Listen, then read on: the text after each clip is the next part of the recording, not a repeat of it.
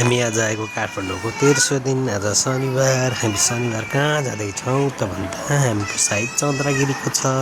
चन्द्रगिरीमा के भयो कसो भयो हेर्नुहोस् है। मैले इनड्राइभ गरेको थिएँ, इनड्राइभ आयो फाइनली।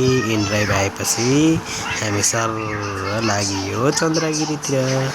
हेर्नु कलङ्की आइयो, कलङ्कीको अन्डरपास हुँदै एकैछिन हामी जाममा परेको थियौँ। त्यसपछि जाम पनि खुला भयो गयो।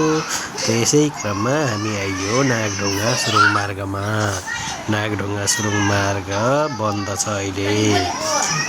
गर्दै हामी आइयो चन्द्रगिरीको गेटमा। चन्द्रगिरीमा पानी परेको छ, धेरै पानी परेको थियो। आज शनिबार भएर अलिअलि भिडभाड पनि थियो। पानी ठुलै परेको छ, भिडभाड पनि छ।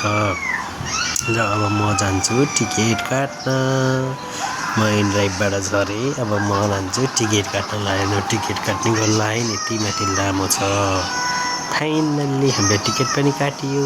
दिदीले टिकट समाउनु भयो। हाम्रो बच्चा बच्ची सबै, हाम्रो पुन्टे साह्रै चकचक छ। पार्ट 2 पनि